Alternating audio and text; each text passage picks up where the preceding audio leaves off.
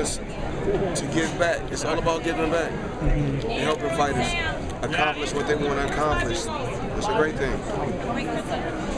What is your biggest challenge going forward in terms of your company and promoting fights like this, nights like this? I mean, you're going to be faced with different challenges. The only thing you can do is just, you know, when you're faced with different challenges, what you can do is just, you know, pray and hope for the best. Last time you were here, Floyd went to visit Donald after the president's event. Was there any plans to go visit with the president-elect after this? But today, you know, you gotta realize this fight week. I just want to focus on the fighters, helping the fighters, you know, do what I have to do as far as with my company, Mayweather Promotions. It's a big weekend for me, not just for the fighters. I think we're not going to have a good turnout. We're going to have a great turnout. Sell out. It should be a sellout crowd. I'm happy. I look forward to coming back to New York this year. And I'm happy with my staff. I'm happy with my team. And the main thing, I'm happy with the fighters. Floyd, you had aside from talent, what do you look for in a fighter? A lot of fighters you sign, a lot of times fighters that we sign may not become world champion, but somebody had to give them that opportunity and that chance. And that's what we do. We give fighters opportunity and a chance to go out there and try to accomplish what they want to accomplish. Floyd, you had a great quote when you said the only thing God made perfect was your record. What was the reason for that, and how do you extend that perfection to Mayweather Promotions? I would just trash. You know, I always trash talk, but I think winning and losing shouldn't define how a fighter feels. You know, I think every fighter has a different approach. And I think my approach when I was fighting is totally different from any other fighter. Every fighter has a different approach. Mentally, every fighter is different. But even though physically they do the same thing, they go out there and compete as far as boxing. But mentally, I don't think every fighter is the same. What will be the difference in your fighter coming out on top on Saturday? He has to be the same Badou Jack. He has to be the same Badou Jack. I mean, even like with Badou when he was faced with his first loss. You know, things happen. It was a flash, it was a quick shot. I don't think he was 100% warm. You know, I don't think he was warm. He got caught cold. And he got hit with a good shot. But a true champion can take a loss and bounce back, and he's bounced back, and he's going out there producing. We were talking to Eddie Hearn before this, and we asked him, Eddie Hearn still thinks that you right now would be able to beat Golovkin. We asked him just about different matchups, and he felt that even at your age and with Golovkin still being busy, that you would still have the skills to beat him at this point. Just hearing that, how does that make you feel? I just want to say thank you to Eddie Hearn. Can you talk about when you went to Cuba, you were going to promote the Cuban boxing? I just want to say, thank you to Eddie Hearn. When I got in the sport, the main thing I really did was just take one fight at a time. You see me for so many years. My thing was just each fight. Every fight played a major key. Even if it wasn't a pay-per-view bout, every fight played a major key. And that was really just my mind, that's how my mental was. You said on ESPN the other day that there's a 95% chance that you retire, leaving that 5% chance open. Will you revisit that at all? Or were you just saying that because you were on set? Different days you feel different ways. Today I feel a little different from how I felt yesterday. Today maybe 100% chance that I want to stay away from the sport of boxing. I'm older. I'm older. Next month I'll be 40. I gave boxing a lot, and boxing gave me a lot. And I had a great career. It's time to help other fighters accomplish their dreams and accomplish their goals. Is there anything, any aspect of the fight game that you miss? The training, the camaraderie, the lacing up the gloves, doing the sit-ups? I did it my whole life. I did it my whole life. I don't miss anything about boxing. Not even events like today. I don't mind doing the events to help the fighters, and of course, I'm going to help my company grow. I want to build my company. You know, everything takes time. Like I always say, everything takes time. Floyd, you sparred DeLorme. Can you give a little bit of insight onto how that work was and what made you sign him? Actually, I think, you know, Adrian Broner, I had Adrian Broner come out. So Adrian Broner was going through a roller coaster ride. Have him come out so we can sit and talk and vibe. So Adrian Broner came out, and some other fighters came out. Some other fighters was in a boxing gym, and I said, you know what? I haven't boxed in over a year, almost 2 years. I said, I'm gonna box. I said, I'm gonna spar today. So we boxed.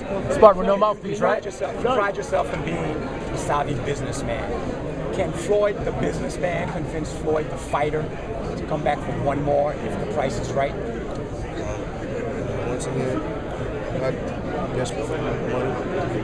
And anybody that's trying to force me to come back, ask me to come back, they cannot care about my family or my health.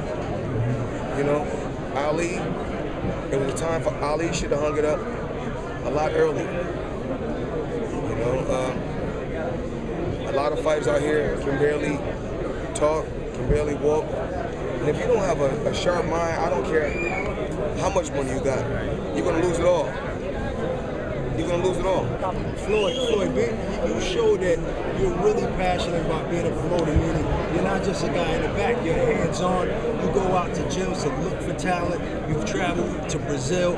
What is the first thing you look in a young, talented fighter, whether he's an amateur or I can't say. I don't want to sit right here and let the cat out the bag. If I say that, then other promoters are going to look for the same thing that I look for. So I'm not going to tell you so that. who's the most talented fighter you have on your stable now in the TMT? Would you say? If you had to... I'm not going to say that, because that's a fighter can be one way one day and be another way another day. So I can't really say that. Do you think Adrian Broner is finally matured and finally ready to focus on boxing and just be? Well, hopefully Adrian Broner. I mean, he seemed like he had the right mind the other day. Which I mean, he was in the right mind frame the other day, and I'm happy for him. Floyd, James DeGale came to your gym as a young professional and said he learned so much from watching your attitude as much as well. Do you see anything of your style or demeanor in him? When I first seen James DeGale, I first seen highlights of James DeGale, I never knew who James DeGale was. So one of the brothers from Flint, DeGale, was fighting one of the real brothers. I never seen him fight. I went to the sports book. I was like, "Who fighting?" They said, let me get this right. They said DeGale wasn't favored. It was plus money. I was like, I was like, let me take that bet. Then they was like, oh no, don't do that. I was like, why? He said, that dude can fight. He won the gold medal. I was like, what? So I didn't bet, and I'm glad I didn't bet. But not taking that away from the DeGale brothers. It's crazy. DeGale beat one of the DeGale brothers, and Badou Jack beat the other DeGale brother. But the DeGale family is a fighting family, and the brothers both can fight also. Your thoughts on the Triple G Danny Jacob fight that's coming up in March? May the best man win. May the best man win.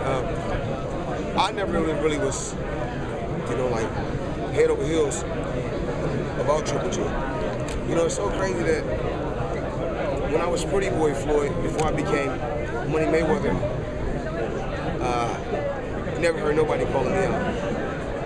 But once I got to a certain plateau and I reached the pinnacle,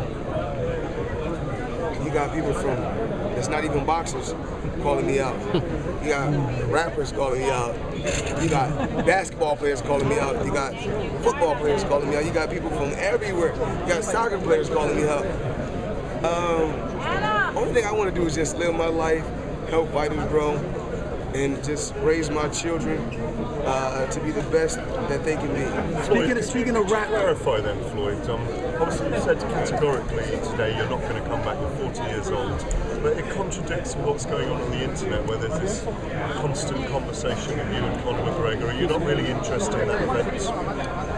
I'm a business. I'm still a businessman. Yeah. I'm a businessman first, before I'm a fighter. And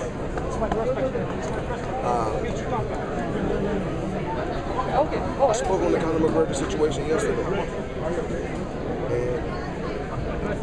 And it is what it is. So you'd like to earn 100 million, that is factual, and you said you would offer him 15 million, I think it was. Well, it's really not about me. It's about, this weekend is about Badou, Jack, James, DeGale, Javante, and Patrols and the Snipers. It's about them. It's about the fighters. It's really not about me. I had my career. You guys interviewed me so many times. You guys interviewed my opponent so many times. And the results was always the same. Floyd, you're a businessman. How true is the Soulja Boy, Chris Brown, and you being a part of that promotion? Is that real? So did you hear Wack Games manager saying that that fight can't happen without him being a part of it? I spoke about that before. I'm not here to speak negative about anyone. I'm always, I try to take in it, like I said before, it's always about taking something negative and making something, and turn it into something positive. Those guys were talking about fighting in the streets, get their crew, and I'm going to do this, I'm going to do that. And my slogan was this: put the gloves down and put the guns down and put the gloves on.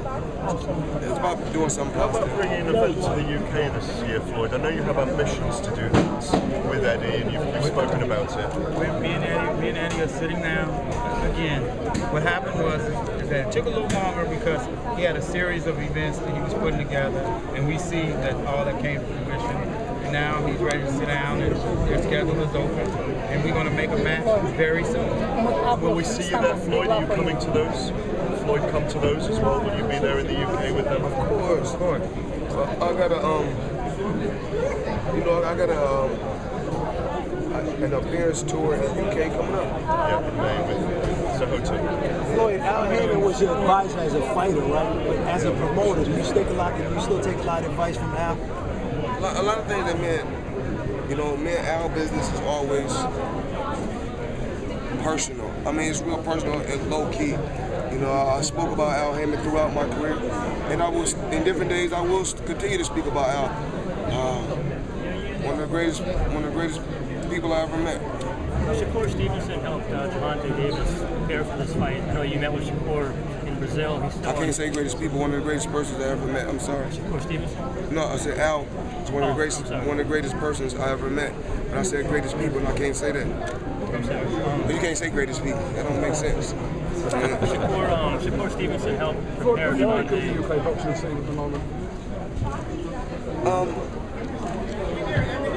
We support and we like boxing all around the world.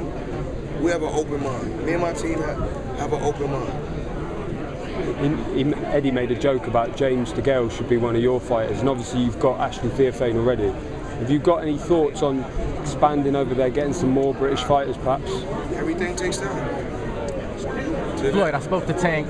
He said after he wins this title, he wants to unify. Till we see a build-up to a super fight with him and Lomachenko or Vargas, with one of the other champions at 130? First things first. Exactly. I think these fighters need to relax. I think fighters need to relax and don't rush. They take one fight at a time. Floyd, New York has accepted you. Obviously, this is your first promotional card here, but the whole city is excited that you're here. Do you see yourself promoting a lot of cards here in New York City? Well, hopefully, I got to. Once I sit down with Leonard and my staff and my team, we'll communicate and see what we can come up with. What's your favorite place to eat in New York when you're here? What's your favorite place to eat? I'm not going to tell no one what's my favorite place to eat. honest. No one can't tell that. That's private. Floyd, any plans to visit the president-elect, Mr. Trump, like last time?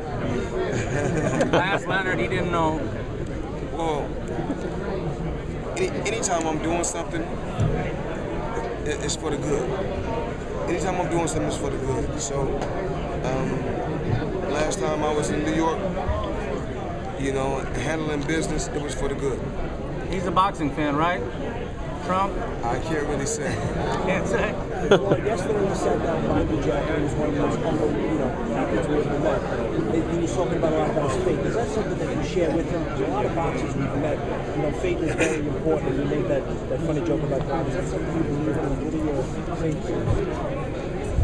I think everyone in the world has their own relationship with God, even if they're atheists. When they're on their dying bed, believe me, they're saying, God, please save me. Or they're praying to a higher being to save them. Floyd, one of the main reasons to be a promoter is also because you want to try to change the way promotions was during in history, like to try to take advantage of boxers. Yeah, a